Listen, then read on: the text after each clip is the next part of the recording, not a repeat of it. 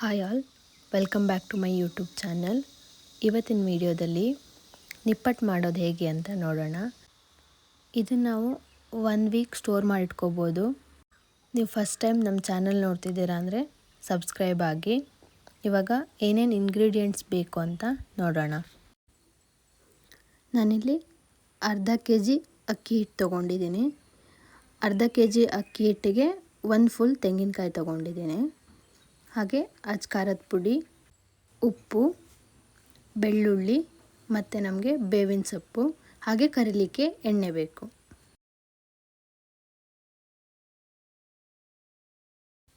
ಇವಾಗ ಹೇಗೆ ಮಾಡೋದು ಅಂತ ನೋಡೋಣ. ನಾನಿಲ್ಲಿ ಫಸ್ಟು ತೆಂಗಿನಕಾಯಿ ತುರಿ ಮತ್ತು ಬೆಳ್ಳುಳ್ಳಿನ ನೀರು ಹಾಕ್ಬಿಟ್ಟು ರುಬ್ಕೊಳ್ತಾ ಇದ್ದೀನಿ. ನೆಕ್ಸ್ಟ್ ನಾನು ಅಕ್ಕಿ ಹಿಟ್ಟಿಗೆ ಉಪ್ಪು ಮತ್ತು ಕರಿಬೇವನ್ನ ಸಣ್ಣದಾಗಿ ಹೆಚ್ಕೊಂಡು ಹಾಕ್ಕೊಳ್ತಾ ಇದ್ದೀನಿ. ಹಾಗೆ ನೆಕ್ಸ್ಟ್ ಇದಕ್ಕೆ ನಾವು ಖಾರದ ಪುಡಿ ಹಾಕೋಣ. ನೆಕ್ಸ್ಟ್ ನಾವು ಇದಕ್ಕೆ ಹಾಕಬೇಕಾಗಿರೋದು ರುಬ್ಕೊಂಡಿರೋಂಥ ಮಿಶ್ರಣ.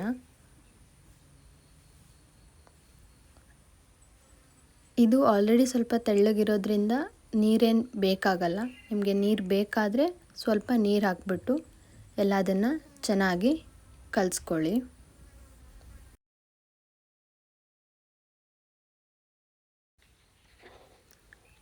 ಇದು ಎಲ್ಲನ ಚೆನ್ನಾಗಿ ಮಿಕ್ಸ್ ಆಗಿದೆ.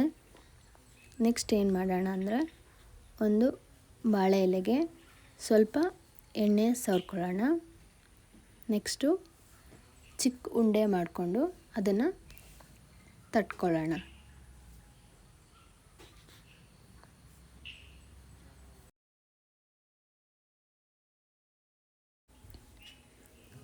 ನಾವಿದನ್ನು ಪ್ರೆಸ್ಸಿಂಗ್ ಮಿಷನಲ್ಲಿ ಸಹ ಮಾಡ್ಬೋದು.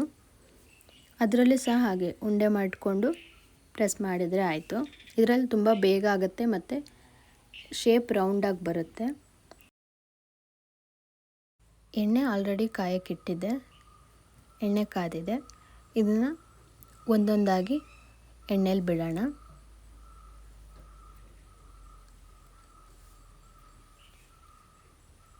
ಇದು ತುಂಬ ಬೆಂದರೆ ತುಂಬ ಗಟ್ಟಿಯಾಗಿಬಿಡುತ್ತೆ.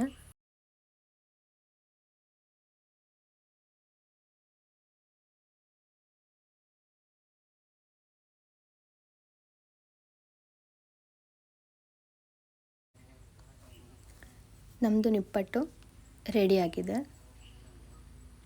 ಇದನ್ನು ತುಂಬ ಬೇಗ ಮಾಡ್ಕೋಬೋದು ಮತ್ತು ಸ್ಟೋರ್ ಮಾಡಿ ಇಟ್ಕೊಳ್ಳೋದ್ರಿಂದ ನೀವು ಆರಾಮಾಗಿ ಮಾಡ್ಕೋಬೋದು.